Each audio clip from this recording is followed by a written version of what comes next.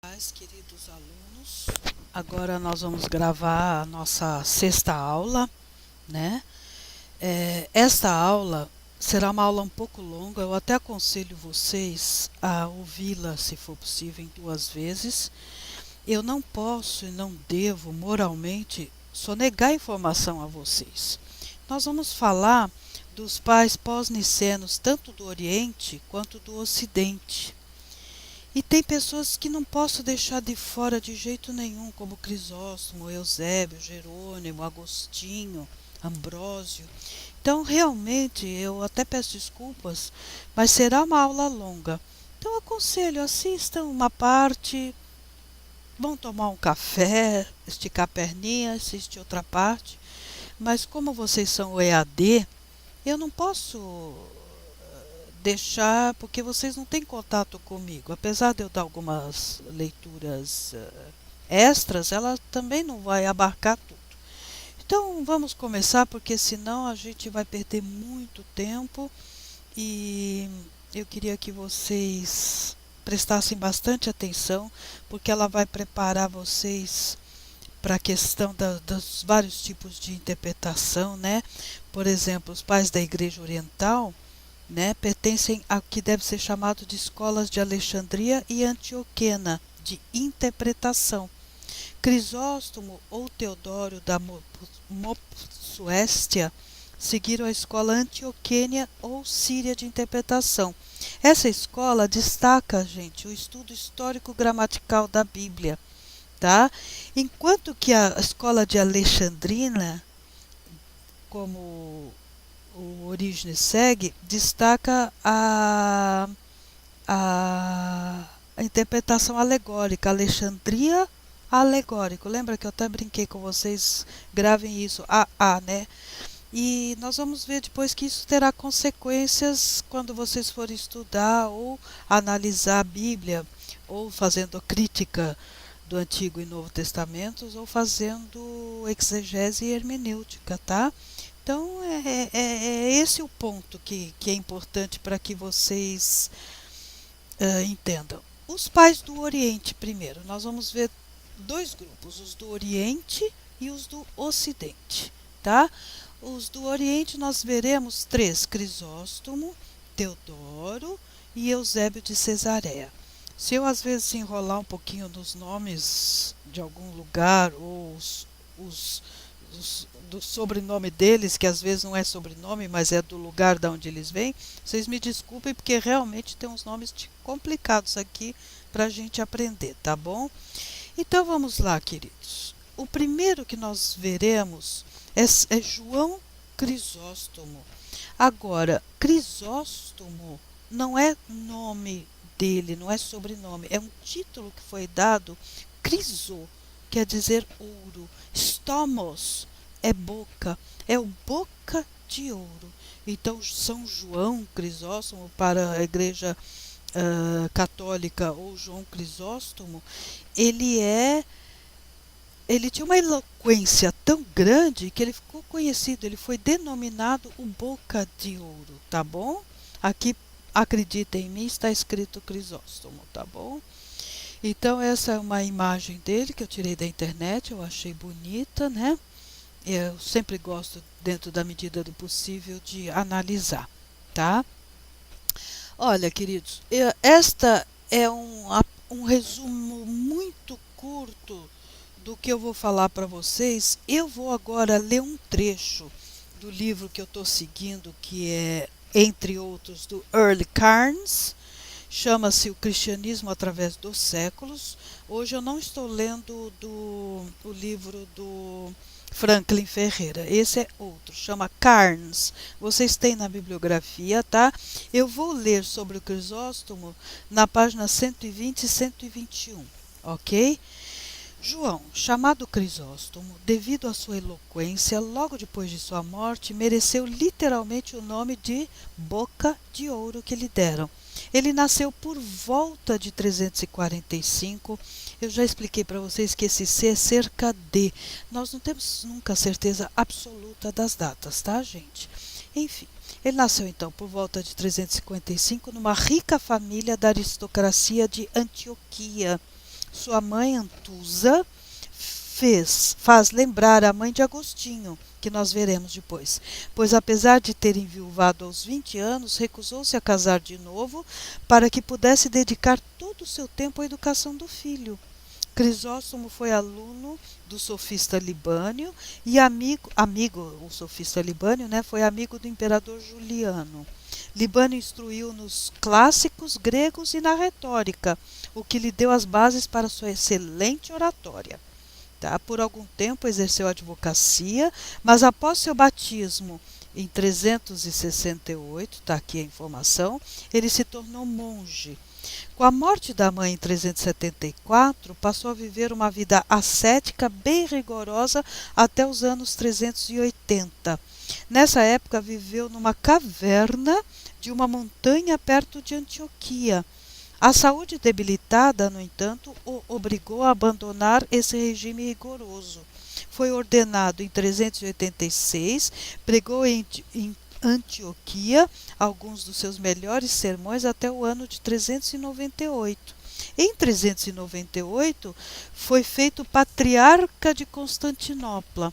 Tá? Patriarca de Constantinopla, posição que manteve até ser banido em 404 pela imperatriz Eudóxia, denunciada por ele por usar roupas extravagantes e por colocar uma estátua de prata de si mesma próxima a Santa Sofia, onde ele pregava.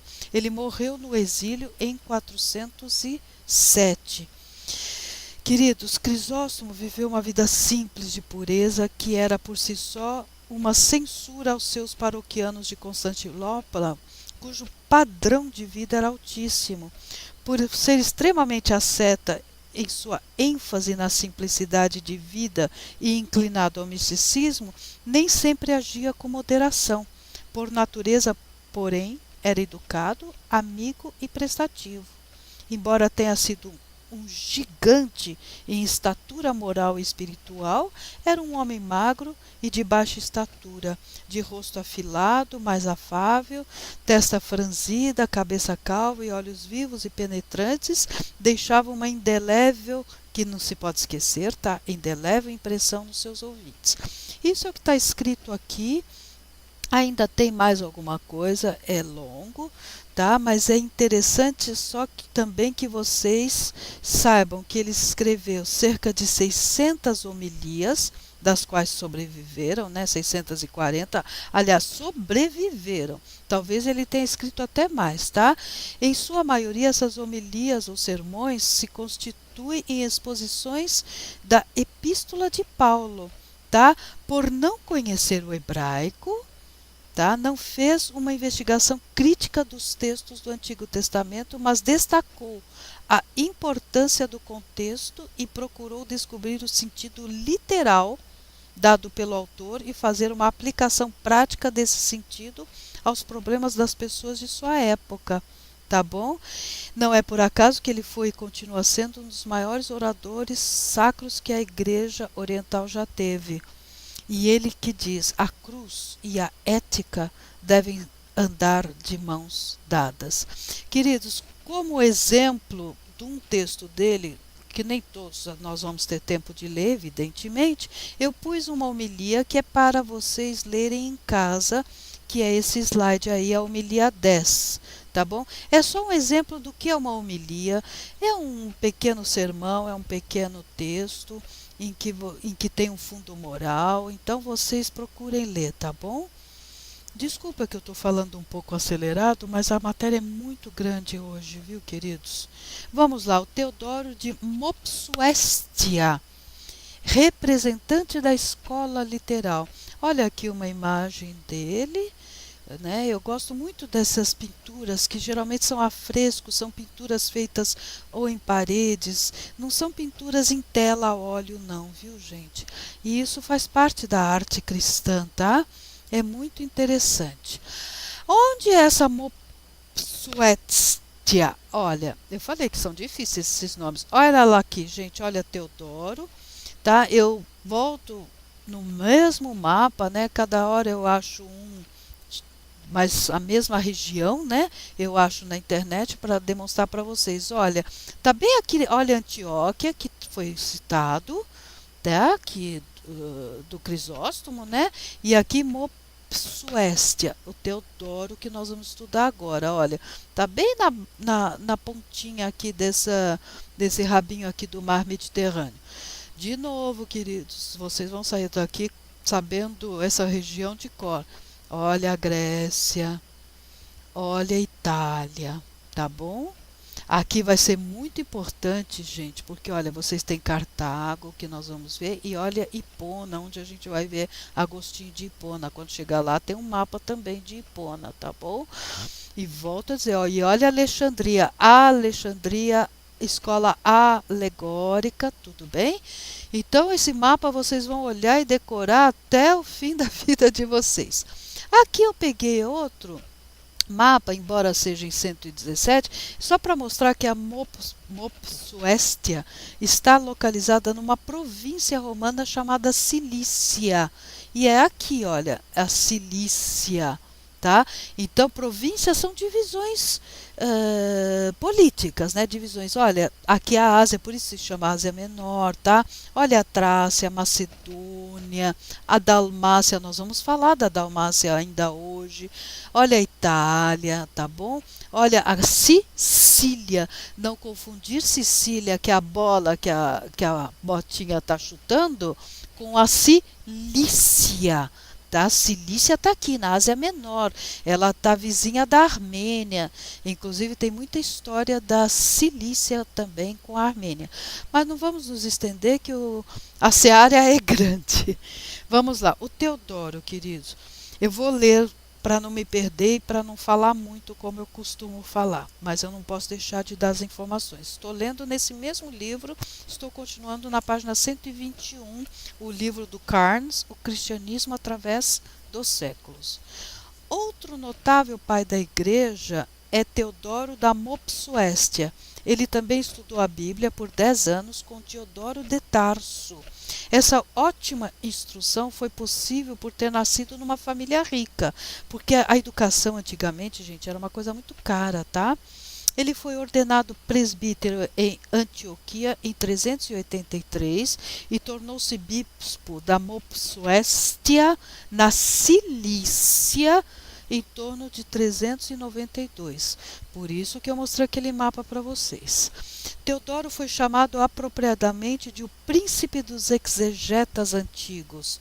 Ele se opôs ao sistema alegórico de interpretação e propôs uma compreensão que levasse em conta a gramática e a formação histórica do texto.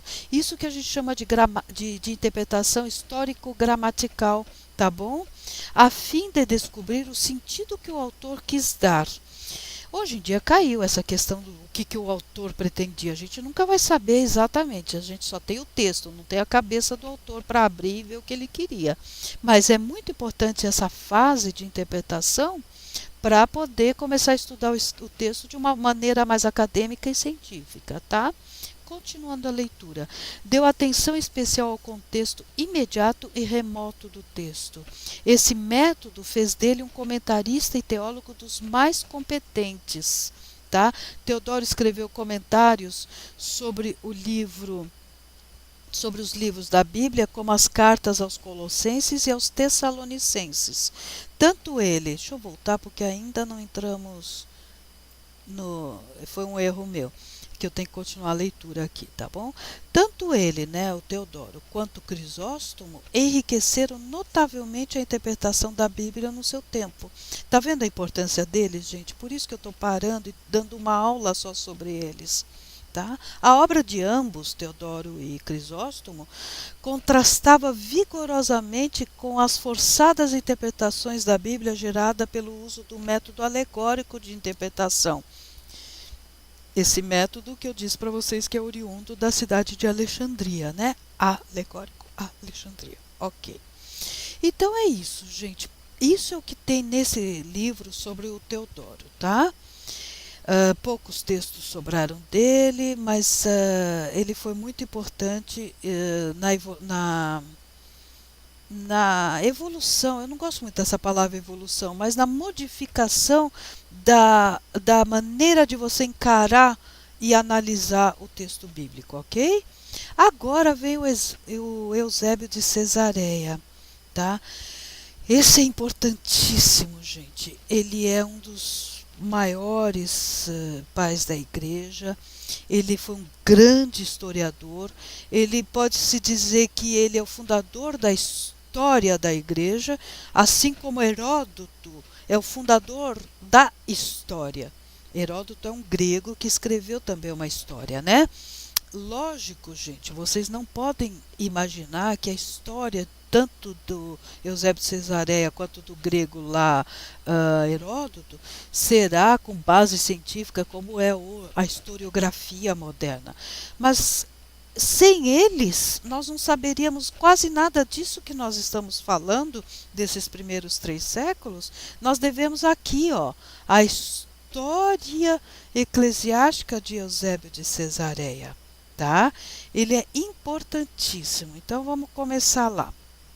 Olha, ele também está aqui. Eu só tirei isso daqui para mostrar para vocês onde fica Cesareia. Tá aqui, olha, gente. Cesareia. Vocês perceberam que esse é um slide, um mapa tirado da internet, que no caso aqui se refere à terceira viagem de Paulo, mas isso não importa. O que importa aqui é que vocês vejam aonde que está Cesareia, muito próximo de Jerusalém. Então, olha, veja que nós saímos um pouco aqui da Ásia Menor e estamos aqui nesse corredor que a gente chama, esta parte, a gente chama em história de corredor sírio-palestinense, porque pega a Palestina, Israel, enfim, eu não gosto muito do termo Palestina, que é complicado, né? Mas pega Israel e Síria, tá? Por isso chama corredor sírio-palestinense. E Cesareia está aqui, voltada para o mar Mediterrâneo. Tá aqui, olha. Olha aqui a nossa Grécia. Ó, Bereia aqui, os bereianos, né? Tá aqui, Bereia, olha, tá vendo? Então vocês têm aqui um mapa que, olha, Esmirna, que a gente já falou. Olha a carta aos Efésios, tá aqui Éfeso, né? Então tudo isso, ó, Tarso, Paulo de Tarso. Olha Antioquia, que nós acabamos de falar. Então sempre não se percam nos nomes, sempre vão no mapinha, vão no Dr. Google, como eu brinco. Não deixem de jeito nenhum de anotar isso, tá?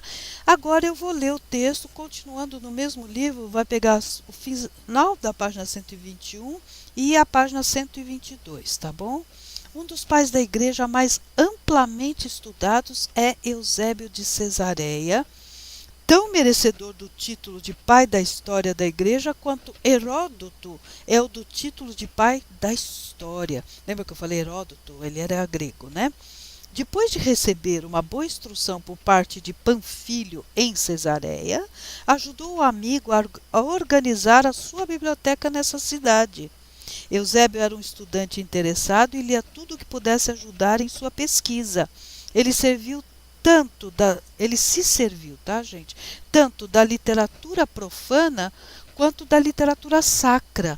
Grande parte da literatura de então, que de outra forma estaria hoje perdida, foi conservada por causa dos trechos que ele citou em suas obras. A personalidade de Eusébio era adequada aos seus alvos de erudição. Tinha um espírito refinado e cordato e detestava as querelas suscitadas pela heresia ariana. Tomou um lugar de honra à direita de Constantino no concílio de Nicéia e, como ele, preferiu uma solução de conciliação entre os partidos de Atanásio e Ário. Foi o credo de Cesareia, escrito por Eusébio, que o concílio de Nicéia modificou e aceitou. Olha que interessante isso. Você já sabe o que é o credo de Nicéia, né? Aqui, gente, sua maior obra é a história eclesiástica, um panorama da história da igreja dos tempos apostólicos até o ano de 324. Então, desde o nascimento de Cristo até o ano de 324. Seu propósito era fazer um relato das dificuldades passadas da igreja ao fim desse longo período de luta e começo de uma era de prosperidade. A obra é útil ainda hoje, uma vez que Eusébio teve acesso à excelente biblioteca de Cesareia e aos arquivos imperiais. Ele fez um grande esforço para ser honesto e objetivo no uso que faz das melhores e mais seguras fontes primárias à sua disposição. Por isso, gente, eu fico muito brava e muito chateada quando hoje se critica a historiografia de Eusébio à luz da historiografia moderna. Não, gente, não pode. Cada coisa tem que ser analisada na sua época, no seu momento.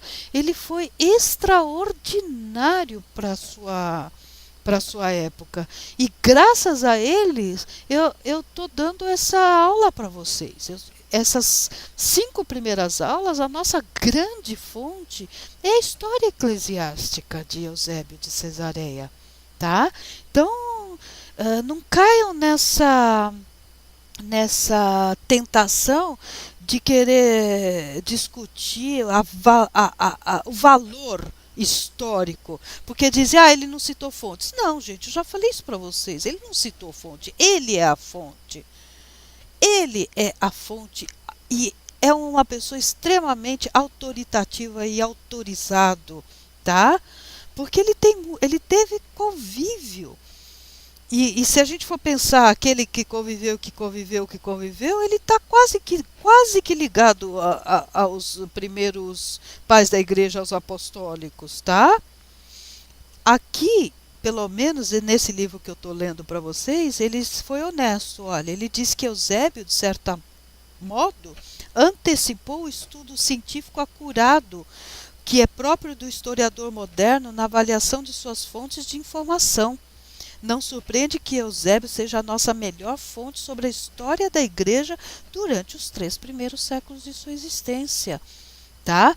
Eusébio escreveu também a Crônica, uma história universal desde o tempo de Abraão até 323. Tá? Os cânones cronológicos, que são uma parte desse livro chamado de Crônica, forneceram à história medieval seu quadro cronológico convencional. Olha que coisa importante. E ele também escreveu, que nós já citamos quando falamos de Constantino, ele escreveu a vida de Constantino. Tá? Apesar de ser um tanto laudatória, ou seja, elogiosa, que só elogia o Constantino, é uma excelente fonte de informação sobre os feitos de Constantino. Ok? Então, gente, vocês não podem desprezar. Eu aconselho veementemente que vocês leiam a história eclesiástica de Eusébio, tá? Agora vamos para a segunda parte de nossa aula, que são os pais. Eu estou correndo tanto que é capaz de eu não chegar a 1 hora de aula, ainda bem, né, gente, para não cansar vocês. Mas a minha preocupação é dar toda a matéria possível dentro dessas 13 aulas que nós teremos, tá bom, queridos? Então vamos lá. Os pais policenos agora do Ocidente. Então são eles Jerônimo, Ambrósio e Agostinho. Olha a estátua de Jerônimo na cidade de Varaždin, na Croácia. Tá? Porque mais ou menos onde ele nasceu é o que seria talvez hoje, não se tem muita certeza, mas é o que seria a Croácia. Nesse livro que eu estou lendo para vocês, gente, tem aqui que Jerônimo é natural de Veneza. Olha, queridos, não procede não. Eu pesquisei em outras fontes, eu achei estranho, e eu cheguei a pensar que pode ter havido suposição, queridos, eu não li isso em lugar nenhum. Mas pode ter havido uma confusão com o nome Varaždin, tá? Na Croácia, enfim. Não sabemos, mas eu segui outra fonte que dá outro local de nascimento, que não Veneza, tá bom? Vamos lá, então. Olha, ele nasceu na província de Dalmácia, tá? Nosso Jerônimo. Olha aqui a Dalmácia, a Itália. Nós estamos próximos, está vendo, da Itália, mas aqui, Veneza está dentro aqui da bota. Veneza não está aqui do outro lado do Mar Adriático, tá? Aqui, essa é a província da Dalmácia onde ele nasceu, tá? Essa é a informação mais confiável, tá bom? Se houver alguma dentro das minhas pesquisas daqui para frente, se eu ler e enquanto nós estivermos dando aula, se eu ler alguma coisa em contrário, eu volto a discutir isso com vocês, tá bom? Mas olha o mar Mediterrâneo, olha a Itália, a Grécia, a Ásia Menor, tá bom? Então, olha, aqui Cilícia e aqui esta ilha é a Sicília. Não confundir alhos com bugalhos. Vamos falar do nosso Jerônimo. Ele foi um comentarista, ele foi um tradutor, né? Então, olha, aqui eu pus outro mapa para vocês terem uma ideia geral aqui, olha, da Dalmácia, tá bom? E aqui vocês têm, olha, a Cilícia e a Capadócia, que a gente já falou. Isso é só para ir gravando, viu, gente? Eu acho que se vocês não lembrarem mais de quem foram os pais da igreja, pelo menos o mapa do Império Romano e do Mar Mediterrâneo, vocês nunca mais vão esquecer na vida. Gravem no Mídia, nós vamos falar da Numídia também, tá bom? Ok, queridos, vamos continuar. Jerônimo. Agora, seguindo aqui a minha imposição de eu ler para não perder muito tempo com vocês, não perder muito tempo de vocês, eu vou ler aqui já na página 123 do mesmo livro. Jerônimo, eu vou pôr assim, aqui está escrito natural de Veneza, eu vou substituir Veneza por Dalmácia, Estridão, o nome do local onde ele nasceu, tá? Natural da Dalmácia, foi batizado em 360 depois de Cristo, evidentemente, né? E durante vários anos dedicou seus estudos viajando por Roma e pelas cidades da Gália. Aí vocês voltem lá no mapazinho que vocês veem onde é a Gália. Na década seguinte, visitou Antioquia e adotou a vida monástica, ocasião em que aprendeu hebraico. Em 382, tornou-se secretário de Dámaso, bispo de Roma, que lhe sugeriu a possibilidade de fazer uma nova tradução da Bíblia. Aqui eu tenho que fazer um parênteses. Até agora, vocês tinham à disposição, até esse período, somente uma tradução que foi feita do hebraico para o grego, chamado de Septuaginta. Septuaginta porque vem de 70, porque foi feita por 70 sábios judeus, ok? Então essa Septuaginta era o que tinha à disposição, além dos textos gregos, do Novo Testamento grego e o Novo Testamento e o Antigo Testamento em hebraico. A Septuaginta foi o Antigo Testamento do hebraico para o grego, tá? Então, por isso que o bispo de Roma, o Dámaso, queria uma nova tradução. E aí, em 386, Jerônimo foi para a Palestina e lá, graças à generosidade de Paula, uma rica senhora romana a quem tinham ensinado hebraico, viveu num retiro monástico em Belém por quase 35 anos. Nossa próxima aula, queridos, já vai ser sobre o monasticismo e nós vamos discutir isso, tá? Nós vamos amarrando as coisas dentro da medida do possível. Então aqui você já tem, nós vamos ver a origem do movimento monástico, tá bom? Continuando. A maior obra de Jerônimo foi uma tradução latina da Bíblia, conhecida como Vulgata. Vulgata vem de vulgo. Não é que é vulgar no sentido de que é uma porcaria. Você vê como aquela cara é vulgar. Não é nesse sentido. É que é do povo. É uma linguagem mais simples. Não é a linguagem clássica dos escritores clássicos, tá? Então ele traduziu a Bíblia para uma linguagem mais simples e ficou conhecida como Vulgata. Antes de 391, ele tinha completado a revisão do Novo Testamento latino, cuidadosamente cotejado com o grego, quer dizer, no sentido de cuidadosamente comparado. Ele comparou a tradução do grego, o grego era o original na época, né, com o latim, tá? Ele foi além do grego da versão Septuaginta do Antigo Testamento, fazendo uma tradução para o latim do hebraico do Antigo Testamento, tendo concluído sua obra em 385. A versão da Bíblia feita por Jerônimo tem sido amplamente usada pela Igreja Ocidental e foi até recentemente a única Bíblia oficial da Igreja Católica Romana, desde o Concílio de Trento. Então isso é muito interessante, vejam a importância dele nesse caso, tá? Jerônimo também foi um exímio comentarista, tendo escrito muitos comentários que são usados até hoje. Tá? Sua grande dedicação e seu enorme conhecimento dos clássicos ajudaram-no na interpretação das escrituras, embora nos últimos anos de sua vida desaprovasse o saber clássico. Isso é um grande problema que eu cheguei a comentar com vocês lá no comecinho.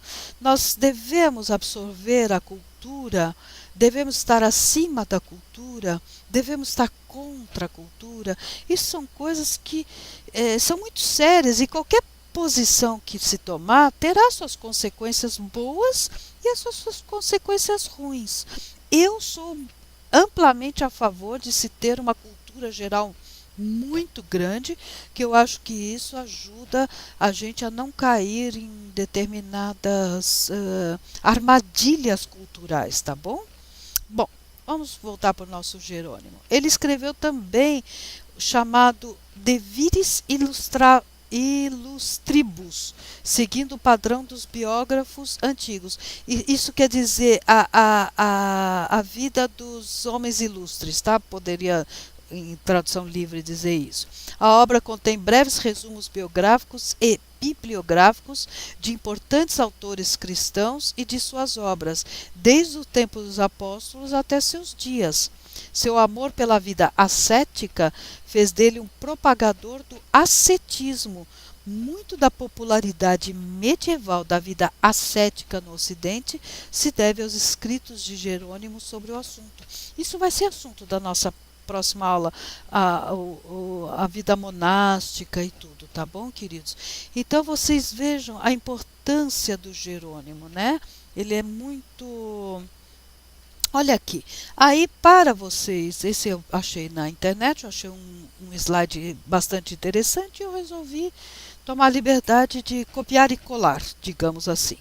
Então, Vulgata Latina, o que é isso? É a tradução dos escritos do Antigo e do Novo Testamento para o latim, realizada por Sofrônio Eusébio Jerônimo. Tá vendo? Jerônimo, esse foi o nome todo dele, tá? No século IV depois de Cristo, a pedido de Damaso, a gente viu isso, bispo de Roma.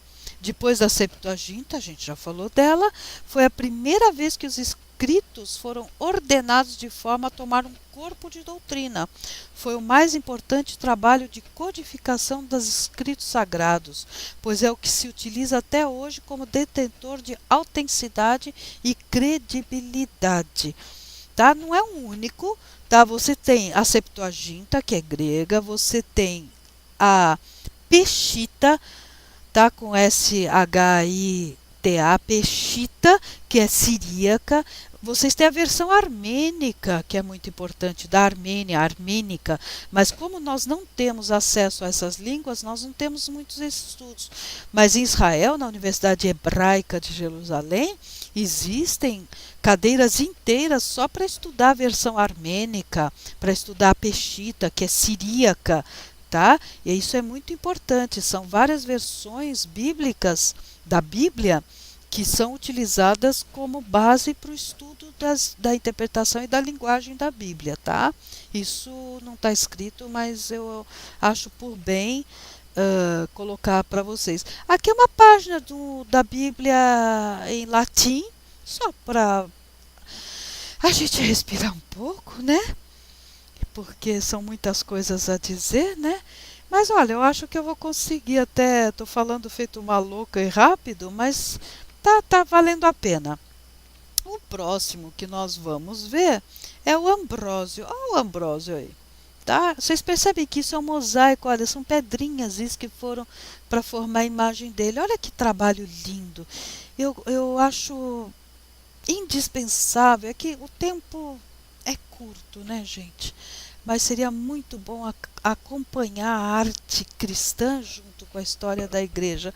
Mas o que devo pondo aqui para vocês, tá bom? Ok. Eu pus esse mapa que vocês estão percebendo que é uma coisa nossa do portal do G1 de 2013, tá? Mas a questão não é essa, é só para vocês verem onde é Milão, tá? Só para vocês verem onde é Milão, porque ele é o Ambrósio de Mediolano, em latim Mediolanum, atual Milão na Itália, tá bom? Então é só para mostrar, aqui já começa realmente a vir para o território italiano mesmo, tá? O que não acontece com Jerônimo, que ele não é de Veneza não, tá, gente? Ele é daqui, olha, aquele que eu mostrei para vocês está no território atual da Croácia, tá bom? Por isso que eu mostrei aquela estátua naquela cidade da Croácia, tá bom? É lá que ele nasceu e ele tem uma estátua lá. Vamos em frente. Então, o nosso Ambrósio é Ambrósio de Milão, tá? Aqui tem mais uma imagem dele, escrito Ambrosius. E aqui vocês têm um livro, aqueles livros que eu comentei com vocês, que é uma coleção da Patrística, uns livrinhos verdes da editora Paulus. Vocês, são vários volumes, mais de 20 volumes, tá? Em que vocês terão todos os textos e tudo. É complicado, gente, são livros caros, tal, mas como eu volto a dizer, são autores que já caíram em domínio público, é só procurar na internet que com boa vontade vocês acharão se quiserem ler mais coisas sobre os pais da igreja. Vamos lá, gente, seguindo o mesmo método dessa aula, para não se estender muito, que já estamos com 36 minutos e ainda falta nada mais, nada menos que Agostinho, né? Vamos ler sobre Ambrósio e daí a gente vai para o último, que é Agostinho, tá? Ambrósio, já estou lendo, no mesmo livro, página 124. Ambrósio demonstrou grande capacidade nos campos da administração e eclesiástica, pregação e teologia. Seu pai ocupara o alto cargo de prefeito da Gália e sua família, procedente dos altos círculos imperiais de Roma, proporcionou-lhe uma formação na área jurídica, pretendendo que ele se voltasse para o exercício da carreira política. Alcançou logo o cargo de governador imperial da área em torno da cidade de Milão. Com a morte do bispo de Milão em 374, o povo pediu a sua ascensão ao cargo. Crendo ser este um chamado de Deus, ele aceitou o cargo, distribuiu seus bens aos pobres, tornou-se bispo e começou a estudar intensamente a Bíblia e teologia. Ambrósio provou ser um administrador ousado e capaz na condução dos negócios da igreja. Levantou-se contra as poderosas facções arianas e não hesitou em se opor ao imperador Teodósio, Teodósio I, viu, queridos? Teodósio foi aquele que convocou o concílio de Constantinopla, lembram? Tá? Ele reuniu em 390 ou 391, Teodósio reuniu o povo de Tessalônica, cujo governador fora assassinado numa praça da cidade, e ordenou o massacre de todos eles. Quando ele veio à igreja tomar a ceia, Ambrósio recusou-se a admiti-lo à comunhão, até que ele, humilde e publicamente, se arrependesse desse ato. Ambrósio queria que o Estado e seus dirigentes respeitassem a igreja, não contrariando os direitos legítimos da igreja no reino espiritual. Olha aqui já um comentário importante, já começando aqui uma semente de separação do poder temporal e do poder eclesiástico, né? Embora suas exposições práticas da Bíblia, continuo lendo, tá, tenham sido prejudicadas pelo uso do método alegórico, isso é a opinião do autor, né, Ambrósio foi um talentoso pregador. Sua pregação na Catedral de Milão foi um instrumento para levar Agostinho ao conhecimento do cristianismo, resultando mais tarde na salvação deste quem? Agostinho, que é o próximo. provavelmente foi ele que introduziu o cântico de hinos e salmódia antifonal na Igreja Ocidental. Calma, gente, salmódia, antifonal, isto daqui, olha, salmodia ou salmódia, depende, tem, as duas formas são corretas, é salmos, e antifonal quer dizer resposta, antifonos, anti é contra, contrário a, fonal, som, não é que é contra o som, mas é um som respondendo a outro som. Então, às vezes eram grupos, dois ou mais grupos de pequenos corais, que um falava uma coisa e o outro respondia, tá? E isto muito provavelmente tenha sido ele. Eu estudei muito história da música medieval, porque eu faço, não sei se eu contei isso para vocês, acho que não foi para vocês que eu contei, eu faço piano, eu faço conservatório, porque eu fiz muitos anos atrás e retomei meus estudos. E dentro do estudo de história da música, nós vemos é muito importante a posição, a contribuição da igreja na evolução da música e do nosso sistema de hoje, do nosso sistema tonal, da nossa forma de escrever música hoje, tá? Então é muito interessante, por isso que eu pus isso daí também, tá? Eu resolvi ler porque eu acho que é uma informação interessante, que a igreja também é cultura, queridos. Lógico que é uma brincadeira, mas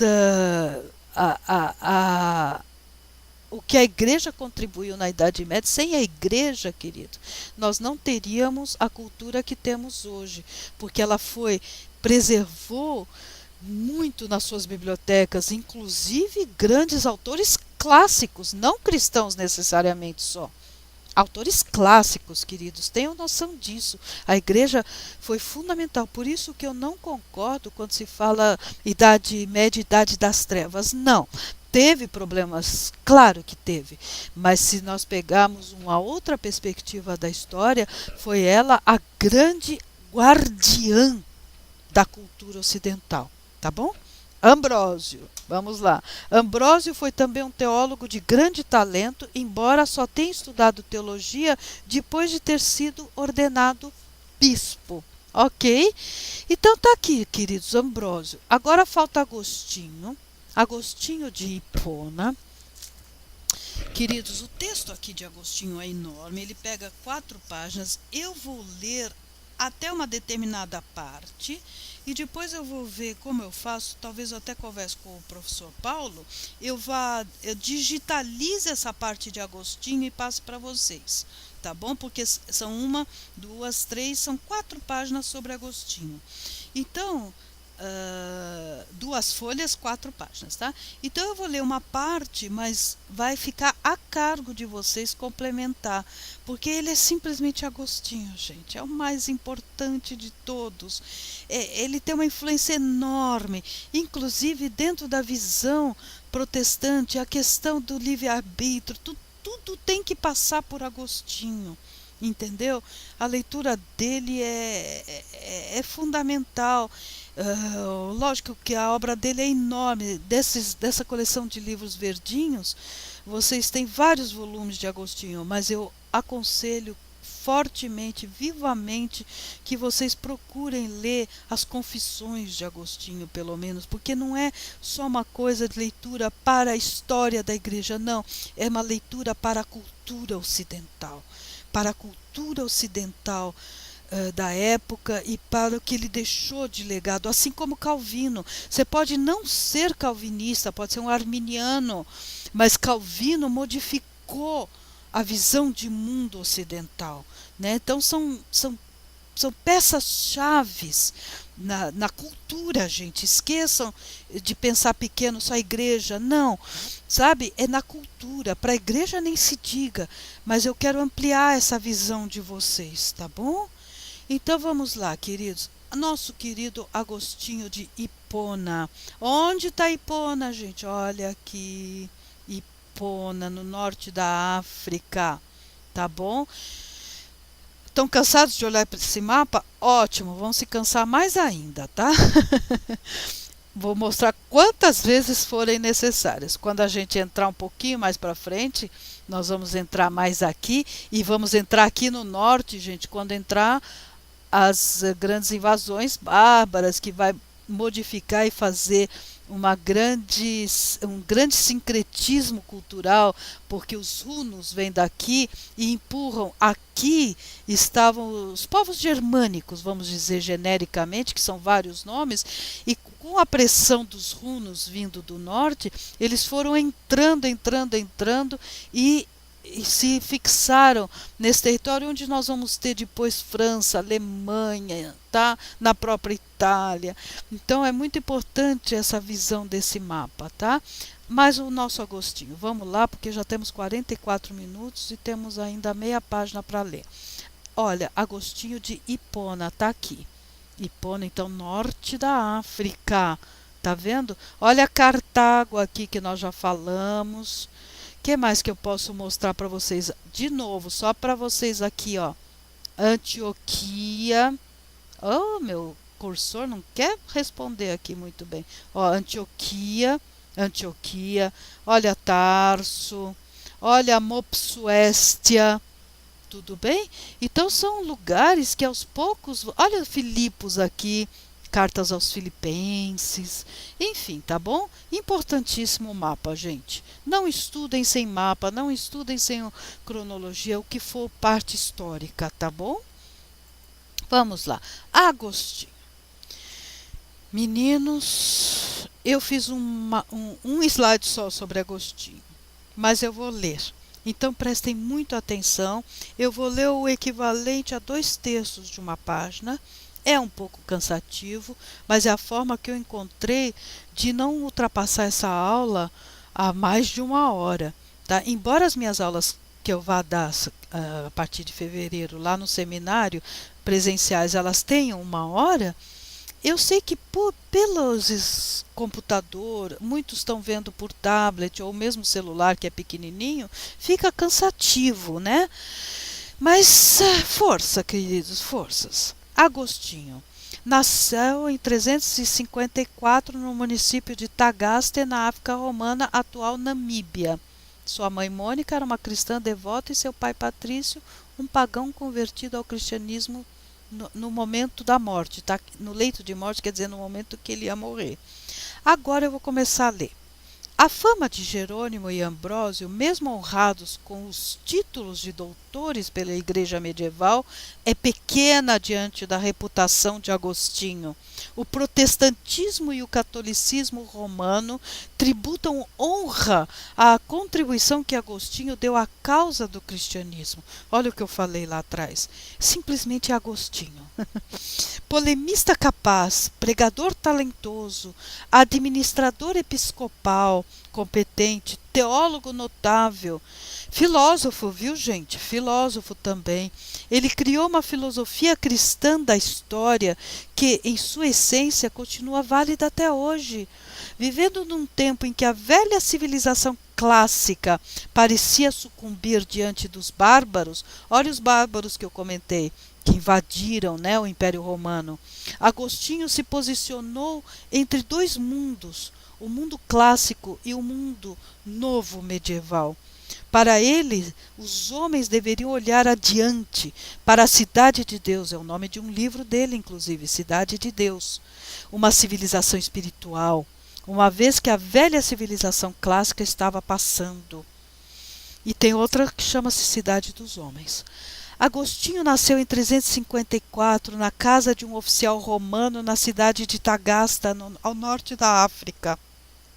Sua mãe Mônica dedicou a vida à sua formação e conversão à fé cristã. Seus primeiros anos de estudos foram feitos na escola local, onde aprendeu latim à força de muitos açoites. Ele apanhou muito, gente, para aprender latim, coitado. E odiou tanto grego que jamais o aprenderia para poder usá-lo fluentemente. Foi enviado à escola próxima a Madaura e daí para Cartago, para estudar retórica. Cidades todas ali próximo daquele norte da África que eu mostrei para vocês, entre Cartago e Hipona, tá? Livre dos limites familiares, Agostinho fez o mesmo que a maioria dos estudantes de então. Se entregou às paixões da união ilegítima com uma concubina. Seu filho Adeodato nasceu desta união em 372. Em 373, na busca pela verdade, ele aceitou o ensino maniqueísta. Ele se associou inclusive a essa heresia maniqueísta. No entanto, por considerá-lo insuficiente, voltou à filosofia com a leitura de Hortêncio de Cícero. Cícero é um grande orador romano, viu, gente? É que não dá tempo de eu falar tudo, mas pesquisem lá, Cícero. Tá? Ele então voltou-se à leitura de Hortêncio, né, do grande orador romano chamado Cícero, né, e dos ensinos do neoplatonismo. Ensinou retórica em sua cidade natal e em Cartago, até ir para Milão por volta de 384. Em 386 aconteceu sua crise de conversão. Olha lá, 386. Olha aqui. Agora vocês vão entender o que é esse tome e leia. Prestem atenção. Um belo dia, meditando num jardim, caiu uma maçã. Não, não caiu maçã. Sobre a sua situação espiritual, meditando num jardim sobre a sua situação espiritual, ouviu uma voz próxima à porta que dizia: tome e leia. Agostinho abriu sua Bíblia em Romanos 13, capítulo 13, versículos 13 e 14, cuja leitura trouxe-lhe à luz que sua alma não havia conseguido encontrar nem no maniqueísmo nem no neoplatonismo. Separou-se de sua concubina e abandonou sua profissão na retórica. Sua mãe, que muito orara por sua conversão, morreu logo após o seu batismo. De volta a Cartago, norte da África, portanto, voltou, saiu de Milão lá, foi ordenado sacerdote em 391. 5 anos depois foi consagrado bispo de Hipona. Olha Hipona aqui. Daí até sua morte em 430, dedicou sua vida à administração episcopal, estudando e escrevendo. Ele é apontado como o maior dos pais da Igreja. Deixou mais de 100 livros, 500 sermões, 200 cartas. Talvez a obra mais conhecida de sua lavra sejam as Confissões, uma das maiores obras autobiográficas de todos os tempos. Independente, queridos, de igreja, é um monumento da cultura ocidental e tem que ser lido. Tá? Nas páginas dessa obra, Confissões, Agostinho abre a sua alma. Os livros de 1 a 7 descrevem sua vida antes da conversão. O livro 8º descreve os eventos em torno de sua conversão. E os livros seguintes narram os acontecimentos posteriores à sua conversão, inclusive a morte de sua mãe e sua volta ao norte da África. Os livros 11 a 13 são comentários aos primeiros capítulos de Gênesis, em que Agostinho recorre à alegoria com frequência. Os cristãos de todos os tempos, eu vou ler um pouquinho mais do que eu tinha planejado. Os cristãos de todos os tempos têm sido abençoados com a leitura desta obra escrita por Agostinho para o louvor de Deus, cuja graça alcançou um pecador como ele. O livro traz o primeiro parágrafo, a citadíssima frase: Tu nos fizeste para ti, e nosso coração não descansará enquanto não repousar em ti. Queridos, o resto eu vou passar para vocês através do professor Paulo, tá? Agostinho é um monumento. Olha aqui a Numídia, tá? O norte aqui da África, ok? Era o que eu queria mostrar. Olha a Gália, tá? Vejam que Gália é onde hoje é França, né? Porque aqui é Espanha, onde hoje é França, aqui seria Portugal, né? Lusitânia, tudo bem? Então, olha, queridos, esses nomes todos eram subdivisões, chamam províncias, tá? Do Império Romano. Olha a Capadócia, de novo a Cilícia, tá? Eu estou mostrando uma última vez esse mapa para vocês, porque provavelmente agora nós vamos nos concentrar mais aqui essa parte europeia, tá? Olha, Germânia Magna, onde estavam os povos germânicos, bárbaros. Bárbaro não quer dizer que é inculto ou que é um troglodita. Simplesmente quer dizer que não era nem grego, não falava nem grego, não era latino ou da Itália, não falava latim, tá bom? E depois o que que acontece? Esses povos vão adentrando aqui, os francos colonizaram aqui, por isso virou França, e assim vai, tá? Isso é uma coisa muito complexa vocês estudarem o Império Romano. Eu aconselho vocês procurarem no Google, tá? As províncias do Império Romano, estudar um pouquinho, e todos esses nomes não se preocupem, não se fiquem, acho que tenham que decorar, porque é uma coisa que se pode consultar, mas é bom ter uma certa noção para dar uma leitura. Às vezes a gente não está com uma internet na hora, não dá para, né? Olha, esse mar é Adriático. Às vezes a falta na hora de um apoio visual vão ajudar vocês a localizar mentalmente onde que estão acontecendo as coisas. Porque a gente fala de África, parece uma coisa tão distante. Claro, se vocês forem para a África subsaariana, ou seja, abaixo do Saara, lógico que é, mas olha, o norte da África está aqui. Olha aqui o norte da África e olha a Itália. Olha aqui o norte da África. Olha, e olha a Grécia, tá? Então é isso que eu quero que vocês tenham noção. Agostinho, ainda. Há muito que falar sobre esse pai da igreja. Pesquise, leia, procure ler alguns capítulos de suas confissões. Leiam aqueles capítulos que eu comentei sobre a conversão dele. E até antes da conversão, para vocês verem que somos pessoas comuns, sujeitas a erros, sujeitas a desviar o caminho. Entende? Então isto não é uma condenação para o resto da vida, porque sempre há o tempo de vocês mudarem o caminho, seja dentro da igreja, seja fora. Não estou falando só em questão de igreja, estou falando em questão de ética, de conduta, de vida acima de tudo. Tá bom, queridos? Eu espero que vocês tenham gostado dessa aula. Eu falei que ela seria longa, mas eu me recuso a não dar o que vocês merecem e o que a minha consciência manda. Um grande abraço e até a próxima.